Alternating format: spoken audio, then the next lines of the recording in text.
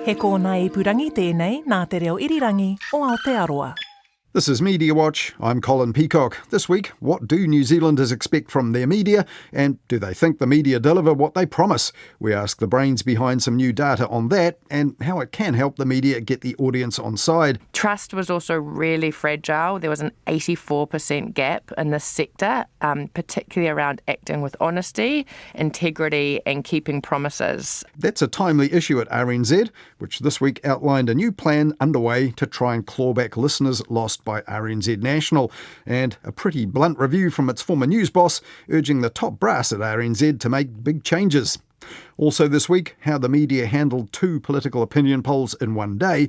The race for election 2026 appears to be on a knife edge as a new political poll predicts a hung parliament. MPs today weathering the cold and digesting the latest poll. Look, we're going through a tough winter, but we're hanging in there. But first, we look at the intense debate in the media this past week over Palestinian statehood and the party political rows about our government going slow on it, and a chorus of claims in the media it would just be a gesture anyway. Well, New Zealand is fast becoming one of the last Western democracies to recognise Palestine as a state after Australia announced yesterday it would.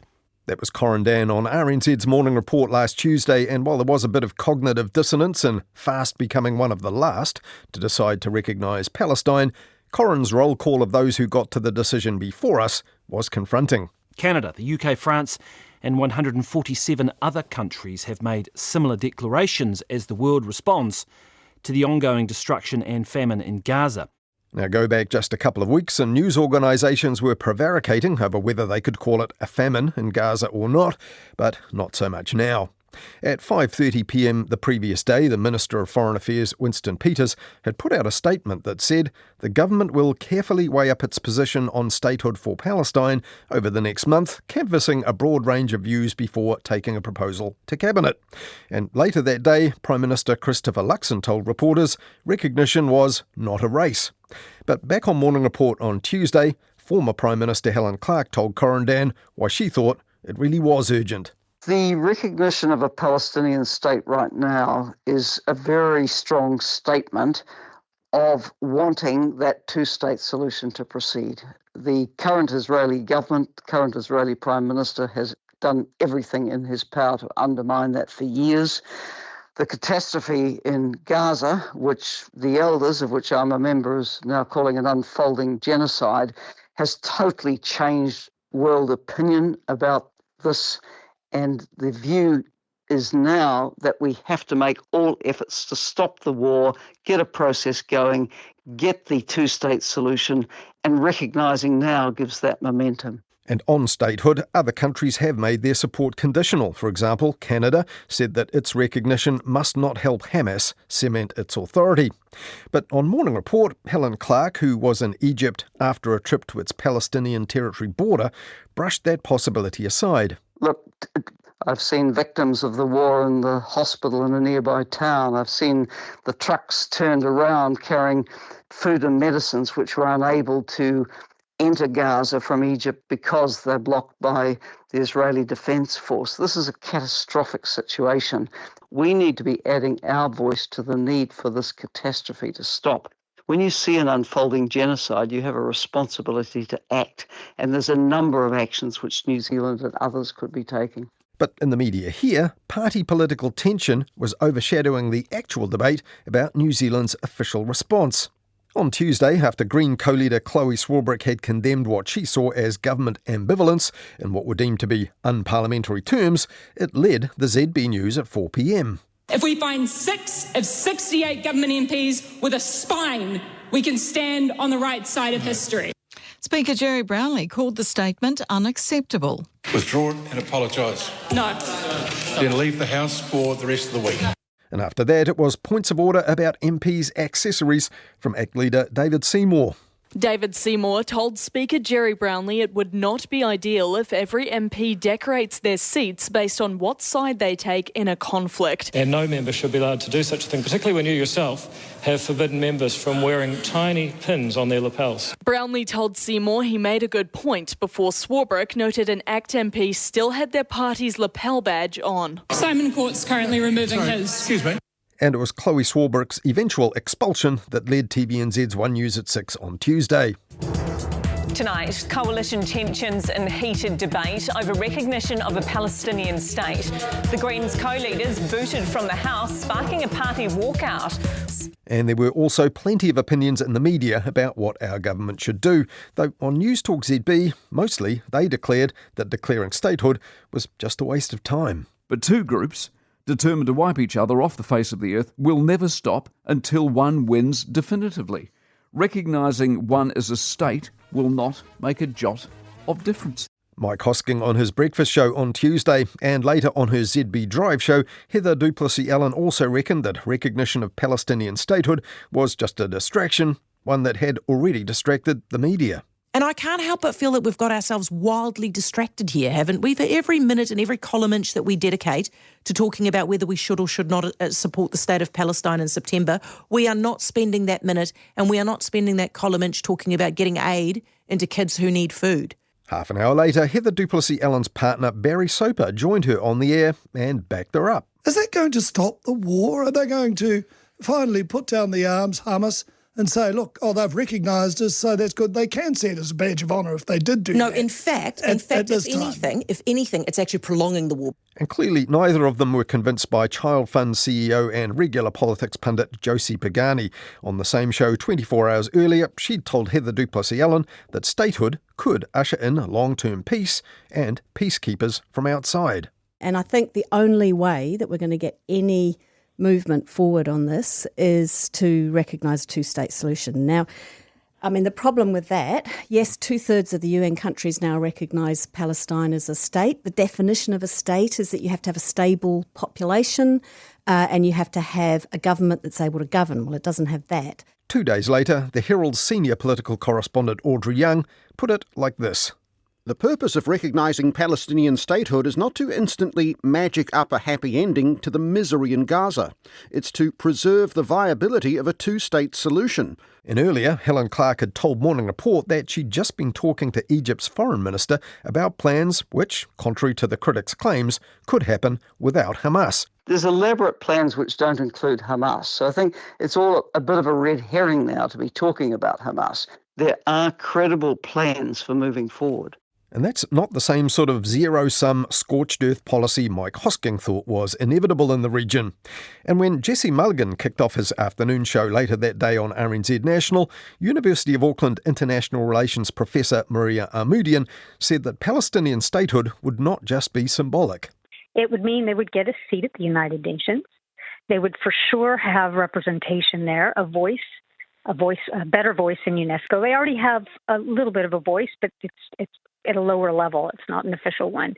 But it could also mean diplomatic relations among countries, which could evolve into economic support, economic trade, things that could support them individually. So a voice in the UN and, in time, economic benefits. What else could statehood do for suffering and stateless Palestinians? In addition to some, diplomatic relations and the things that come with that, are legal rights over territorial waters, legal rights over airspace, a sovereign state recognized, allowing them to have sovereignty over their own territory in the International Court of Justice.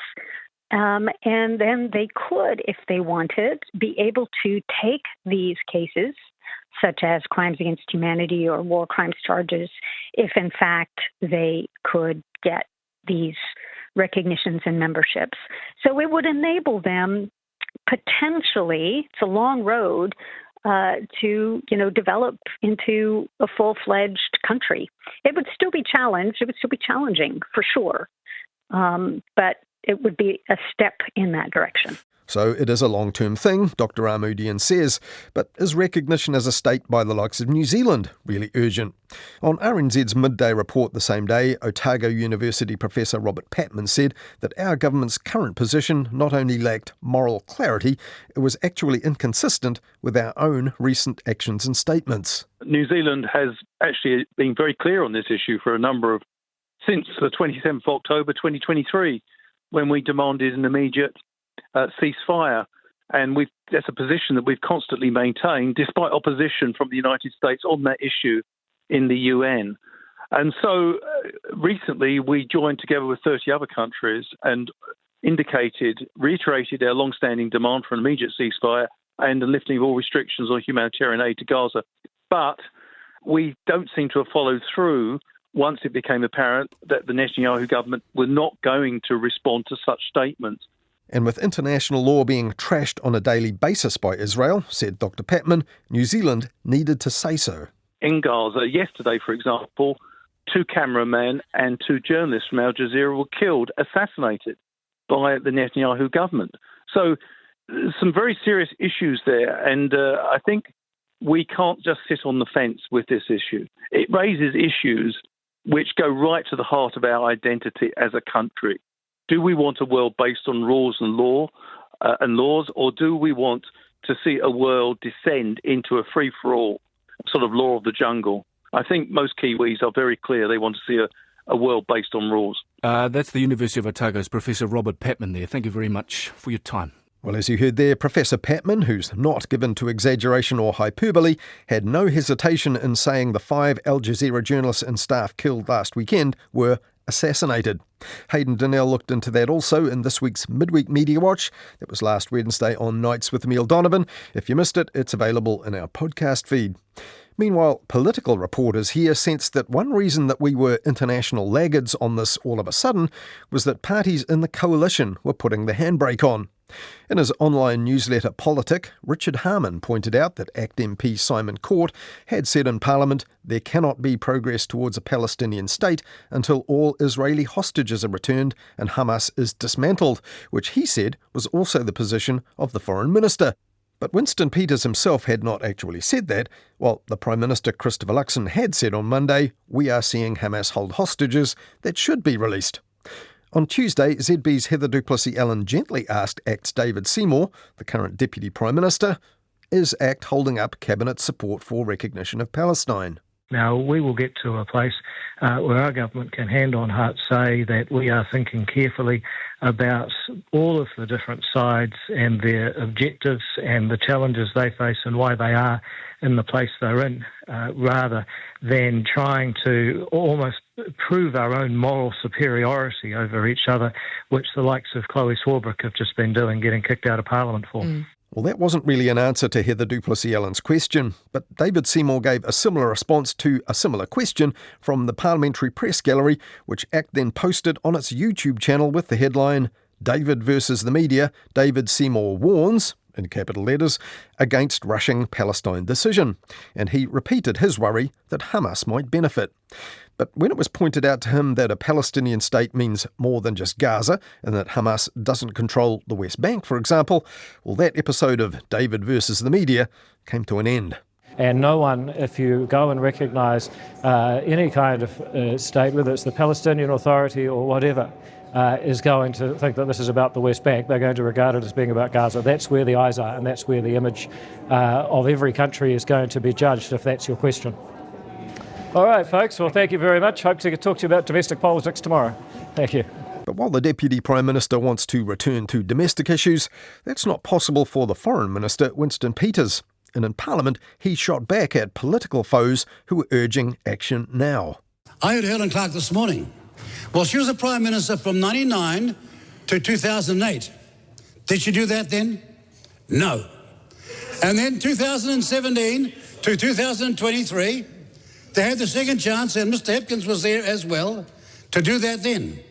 Did they do it in those 6 years? No. But for most of that time, of course, the conflict has not been at the same deadly pitch it's been at since October 2023. However, Winston Peters wasn't wrong that it is a complicated matter with no political consensus here, and on TVNZ's One News, Simon Mersep highlighted another practical problem. And that's the United Nations Security Council. All 5 permanent members, that's America, Russia, China, France, and the UK, have to agree on statehood. But the United States, Israel's major ally, does not agree. It's used its veto as recently as last year. And, though it wasn't much mentioned in the media this past week, the veto is something that New Zealand did have a strong position on in the past. Back in 2012, Foreign Minister Murray McCully called on the 5 permanent members of the United Nations Security Council to give up their veto rights on issues involving atrocities. The inability to act in Syria, he said, had cost the UN credibility in the eyes of fair-minded people around the world. 3 years later, the Foreign Minister again said that the United Nations Security Council was failing to prevent conflict, and during a stint chairing the Security Council later that year, when New Zealand was a non-permanent member of it for 2 years, Murray McCully criticised it again. And at the end of 2016, New Zealand co-sponsored a UN resolution that criticised Israeli settlements in the occupied territories. It stated that the settlements have no legal validity and are dangerously imperiling the viability of the two-state solution. And the resolution passed, the first such amendment to do so for 38 years. Now, Israel withdrew its ambassador here over that, and the incoming President Trump said things will be different in the UN after his first inauguration. But at that time, Murray McCully stuck to his guns, saying this later on. The position we adopted is totally in line with our long-established policy on the Palestinian question. So back then he also said he was hopeful that Israel's attitude would eventually soften. As we now know, it really hasn't, but it also seems the attitude of the New Zealand government 8 years later, and the clarity, certainly has.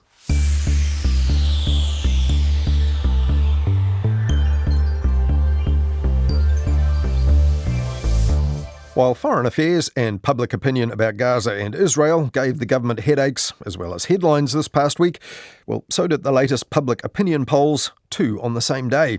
The first one was reported last Monday morning by RNZ News like this. The race for election 2026 appears to be on a knife edge as a new political poll predicts a hung parliament.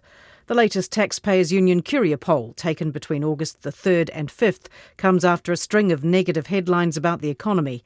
But that poll didn't come after just bad headlines about the economy. It came after actual economic strife. And did it really predict a hung parliament in late 2026? If an election were held today, both the centre-right and centre-left blocs would have 61 seats and it would be a hung parliament. Well, in the end, Monday came and went without a general election, so nothing was really predicted at all. And there was also no mention of the 3.1% margin of error in that poll, which really took the edge off that knife edge our party politics was supposedly on, according to that story. But it wasn't just the RNZ bulletins calling this poll a prediction. Need to start, I suppose, with the political poll out this morning. This was from the Taxpayers Union and Curia, taken at the beginning of August, predicting a hung parliament. That was Susie Ferguson on 9 to noon, kicking off the weekly politics slot, and that was echoed on the RNZ website. New political poll predicts hung parliament. And it was the same story on Stuff.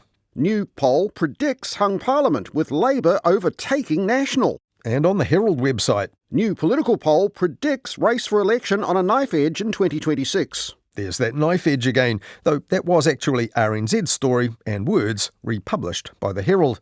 However, after the Prime Minister spoke to News Talk ZB's Mike Hosking, the Herald site had a video piece headlined, "Watch, PM Christopher Luxon dismisses new poll that predicts a hung parliament in election 2026. But the Prime Minister didn't actually dismiss that poll, he dismissed the question he was asked about it, telling the host Mike Hosking, I don't go into polls because every time there is a different poll every week in this country and people don't want me talking about myself or polls. Media people do though, and so did the person who sent Mike Hosking this text message during his chat with the Prime Minister. Morning, Mike. Hung Parliament, how desperate are some of these pollsters for a winter headline? Well, you can't blame them. And on the Herald Now show, streaming that same morning, the former National Party leader Simon Bridges was happy to talk about the poll, as was former Labour Party leader Phil Goff.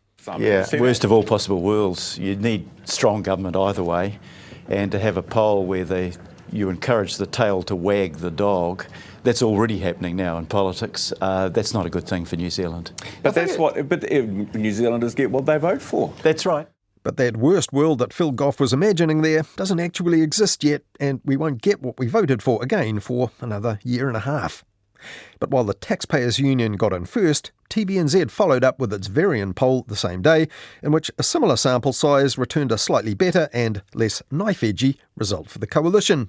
Not that you'd know it, though, from the doorstepped MPs turning up for work on a bitterly cold capital morning on Tuesday. Look, we're going through a tough winter, but we're hanging in there. It's not great, quite frankly. Yeah, obviously we've got to do better. But even right in the middle of a winter of discontent, the coalition would have won an election if it had been held in the first week of August. And TVNZ was also firmly fixed on the poll results for preferred Prime Minister. Prime Minister Christopher Luxon's popularity has plummeted to the lowest in 2 years, according to our latest One News Varian poll. And the worst for a Prime Minister in about 30 years, TVNZ viewers were told, though Rangitata MP James Meagher knows his political history. The Prime Minister hasn't been this low since the mid-1990s in the preferred Prime Minister stakes. Who was that? Jim Bolger. Oh, he won, didn't he? He won. And then he got rolled. He won though, didn't he? He won the election. Jim Bolger did indeed win back in 1993, defying polls that had predicted defeat for his government. Bugger the pollsters, he famously declared at that time. But several pundits this week pointed out that the real story in the polls was the ever-slumping share of the vote now for the two main parties, and among them TVNZ's chief correspondent John Campbell, who said it was partly due to a lack of ideas from them for us to support. In an opinion piece for TVNZ, headlined "Please National and Labour do something, anything," he noted that the top 5 party leaders were only the preferred Prime Minister choice of 54% put together. And then John Campbell asked this. The preferred begins to become a misnomer at that level, doesn't it? Don't know is at 31%. The Nats should see if she or he is free. Good one. But it's actually worse if you add in those polled who chose no one or simply refused to answer that preferred Prime Minister question.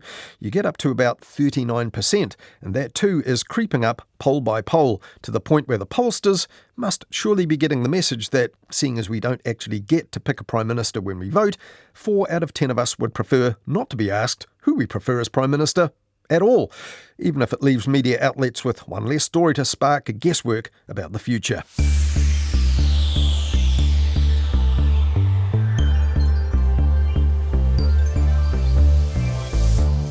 Finally, this weekend on Media Watch, it's not news that RNZ National has been losing listeners in recent years. In fact, it's been downhill year on year since listenership peaked in 2019 with over 620,000 people tuning in each week. This year, it's dropped to just 470,000. Obviously, not great. Well, this week, RNZ staff were told that efforts to shore that up have not worked so far, so now there's a new plan being made. RNZ is appointing a chief audio officer to oversee it and targeting 500,000 RNZ National listeners by November next year and 520,000 1 year after that in 2027.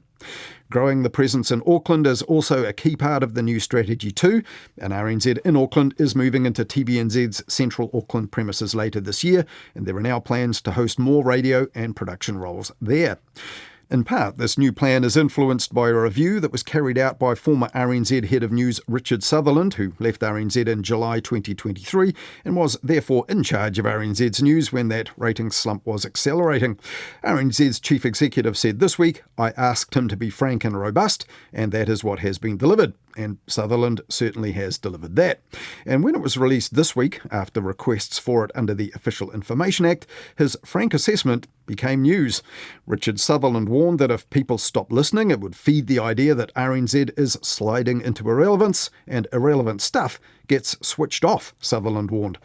Well, the good news is that he reckoned RNZ has a foundation for renewal, credible news, trust and recognition, and commercial-free public service content that's available on many platforms and shared with other media too.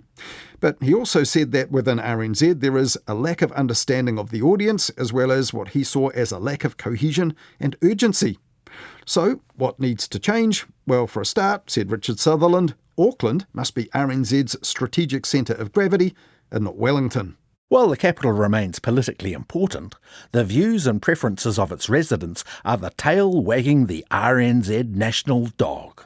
After about 50 candid conversations with RNZ staff, Sutherland said there's too much blame shifting there and too little ambition, and he said that a widespread belief that live listening was a sunset activity needs to be stamped out from the top down.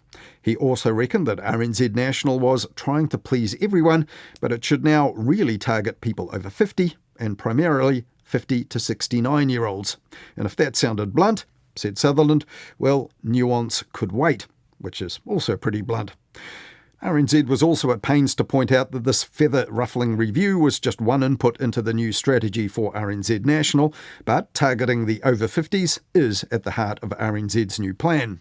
Richard Sutherland also said, pretty bluntly, some people at RNZ should not be on the air, though he didn't say who, though he did say RNZ needs one front-rank host from outside RNZ urgently, and also an urgent audit of its on-air staff.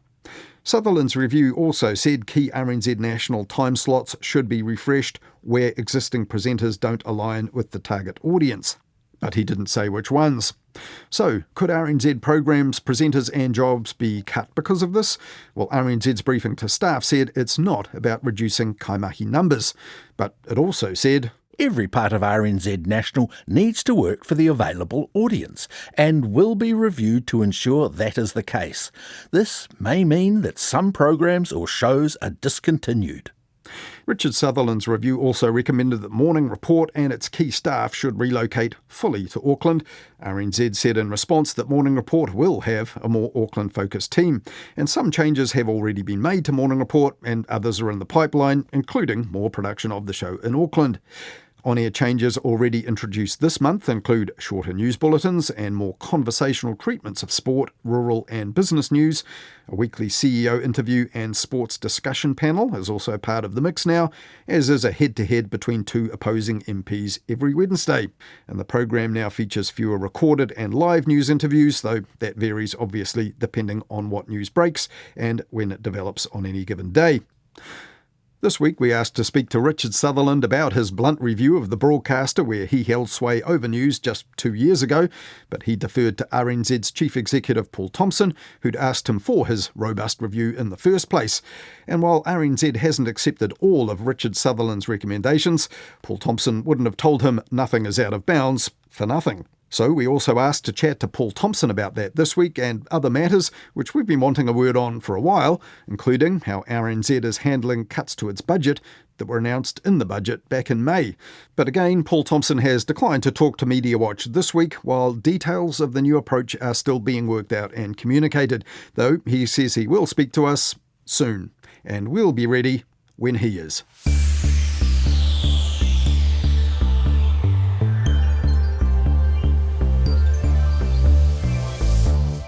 Any broadcaster needing to boost its audience needs to be able to give people what they want, but also what they expect, be they public radio networks, commercial TV channels, social media platforms, or global video streaming giants like Netflix and Disney.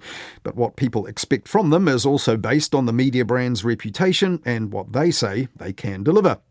Local consultancy Accenture Song has just released its second annual Brand Experience Gap study, which puts numbers on the gap between what New Zealand businesses promise and what the punters reckon they deliver, including media businesses. And this year, media and entertainment companies recorded the biggest gap, 79%. So that sounds bad, but is it? I asked Storm Day from Accenture Song to explain. So the brand experience gap is the difference between what a brand promises and what customers actually experience. When the gap is small, customers feel really valued and are more loyal to a brand. And when that gap is wide or vast, trust erodes and people just walk away. It's a really useful benchmark and one that we use at our business to help organisations prioritise and focus where they need to invest to help close that gap and, I suppose, lift trust and satisfaction scores and also customer loyalty. But when you talk about what a brand or company or service promises, is it just in their kind of front-facing public-facing commercial messages, we are the best insurance company, we are the most entertaining broadcaster? yes, marketing communications are a big part of it, but also every single touch point, any customer-facing statements that the organisation makes, and also the narrative that is often in headlines or in media, that all, I suppose, impacts a brand's reputation. What that's compared against is what customers say they actually experience. So does that experience that they get live up to what that promise is? So you measure this for a whole range of businesses. One of them is media and entertainment. Now, in the survey results, which are interesting, it doesn't say who, but at the very least, can you say what type of media we're talking about here? So in the media and entertainment sector, we looked at streaming services, pay TV, free-to-air broadcasters, as well as online news publishers and radio audio streaming providers. So we don't release individual brand scores, but the sample is representative of all the major players in New Zealand. You know, maybe the public broadcasting radio streaming services might be involved in there somewhere? Yes. Okay. Interesting. Now, last year, the results, 72% of New Zealanders saying providers don't fully deliver on their promises. So that's the experience gap there. Second worst performers across all those different sectors. So this year, looks like it might have slid from that. Yes, I'm afraid the gap has worsened. So this year we're now looking at 79%. So just to compare that to, I suppose, the industry average across all sectors, that's sitting at 72%. So I'm afraid the media and entertainment sector is our worst performing here in New Zealand. 79% of users say that providers are not delivering on their promises. I mean, the worry about those perception-based media trust surveys is that they almost invite people to be a bit jaundiced. And what if people have negative feelings about a certain type of broadcasting, they might ascribe it to all media, or, newspaper, website, clickbait headlines or something colours the whole media. Is that possibly at play here in this experience gap you're picking up with media and entertainment? I think that's always at play. I suppose audiences don't always separate ecosystem in the same way that the industry does. So when someone isn't delivering, say, on standards, that can colour the whole industry. Is media and entertainment possibly at a bit of a disadvantage here also in that? The things in particular for this sector that we measured were offering great service when you really need to speak to someone, regularly refreshing content so it never gets boring, and offering high quality exclusive content as well as ease of access across devices. The things that people rate most positively are variety and the quality of content. And in terms of what people aren't liking, the biggest gap was actually people feeling really valued and recognised, which tells us that audiences feel quite anonymous and not engaged enough. Trust was also really fragile. There was an 84% gap in this sector, particularly around acting with honesty, integrity and keeping promises. And I think for an industry built on credibility, that's a major risk, but also a place where decisive action can make a big difference. Things like clickbait or transparency are really key things to address.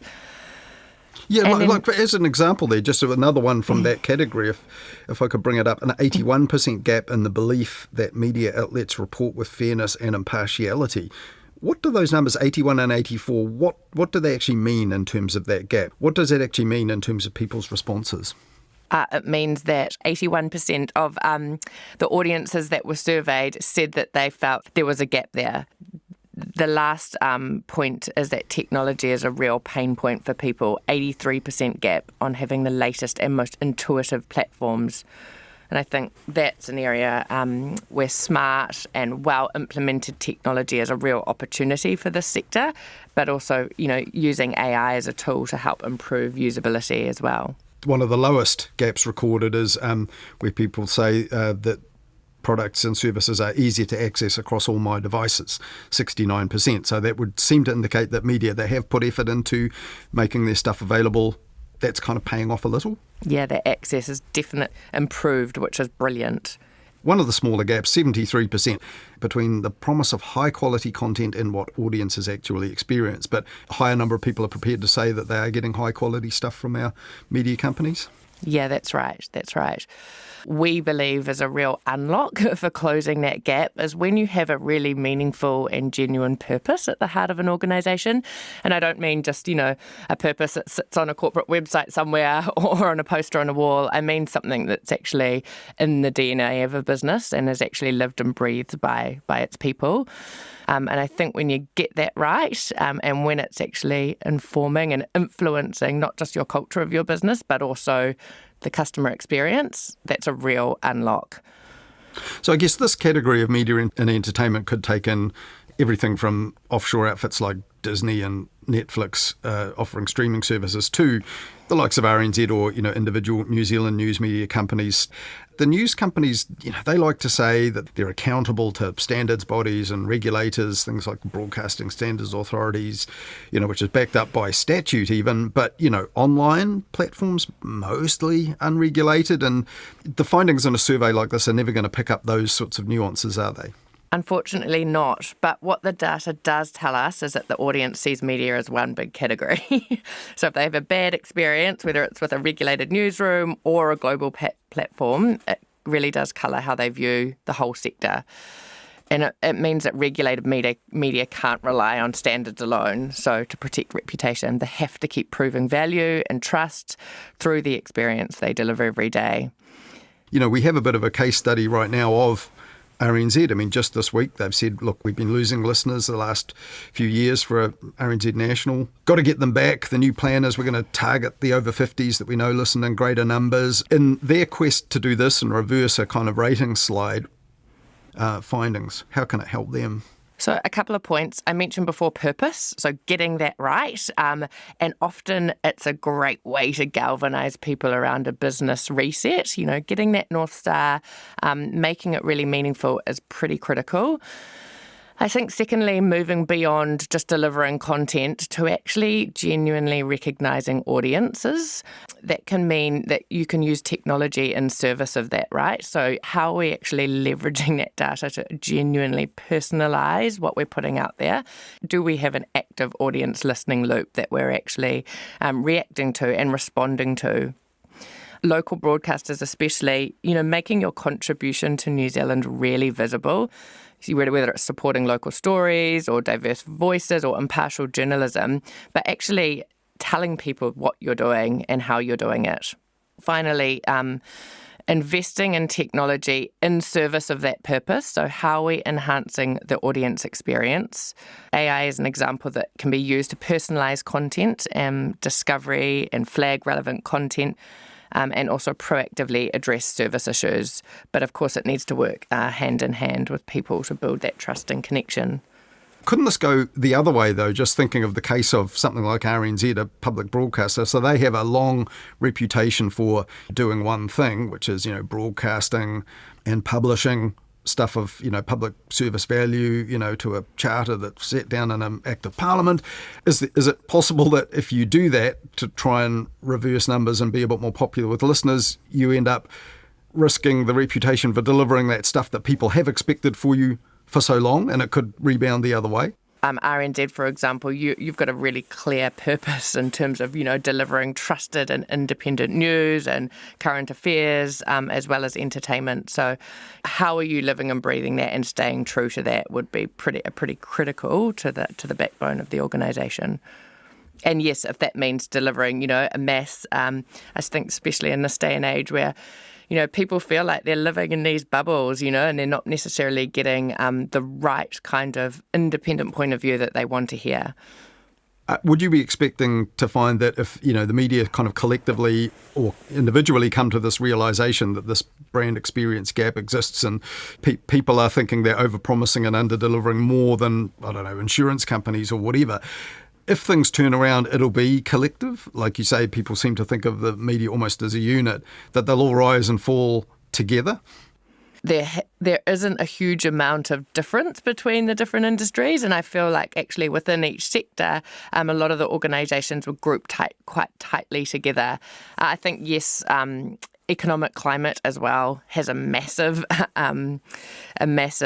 influence on the gap. You know, when people are kind of under stress, you know, they really are much more selective. Their expectations rise, much more selective about where they spend their money, where they spend their time. So yes, 100%, there are a lot of influences at play, if you like. And if it's RNZ, I mean, they also have stakeholders in, like, the government, for example, as well as, you know, the audience that they're obviously serving on, you know, on behalf of the public.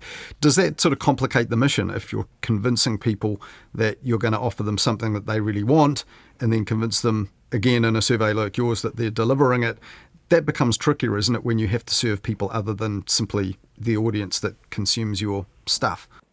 100%. And I think there's so many organisations that are in a similar boat. You know, it's complicated. It's never easy. I think the great thing about this study is that it looks at not just one side, so not just reputation metrics or even brand likability metrics. It actually stretches across to NPS. So NPS is, customer experience metrics and satisfaction. So being able to link those things together is quite rare. So that's what we love about this gap research. It actually compares the two. And what's your best guess about where this might go for media and entertainment companies next year? I think the gap is going to improve. I think this sector has had a really tough year. I mean, there's been so much change, and yes, change is always the constant, but whether it's media closures, you know, it's been a really disrupted industry, and I think even locally here in New Zealand, we really feel it, right? It can only get better from here. Yeah, particularly if I take one finding, the 87% gap in audiences feeling valued or recognised by media brands. I mean, seems illogical to me. I mean, in that case, why would we not all have dumped our Netflix subscriptions if we thought they were just ripping us off and taking advantage of us, or we would have all tuned out of, you know, RNZ and stopped consuming news by stuff if we honestly thought they thought that little of us as individual consumers. Yeah, it doesn't mean complete rejection or that they're walking away, but it means that that is the risk. That this is something that all organisations need to actually take seriously as a bit of a strategic lever within their businesses. Within organisations, it really is something that needs to be addressed at a board level to drive and close that gap. That was Storm Day, New Zealand lead of the consultancy Accenture Song, which recently released its second annual Brand Experience Gap Survey, finding that many Kiwis don't reckon media companies here deliver what they promise. That's it for this weekend. Thank you for listening. If you have any thoughts for us or ideas for us to follow up, do get in touch. You can email us, mediawatch@rnz.co.nz, and you'll also find us at MediaWatchNZ on X, and you can write us a letter and send it to MediaWatch, PO Box 123 Wellington. I'll be back next Wednesday with Midweek Media Watch. Catch you then. In the meantime, follow Media Watch and listen on Apple Podcasts, Spotify, or any podcast app to make sure you never miss an episode.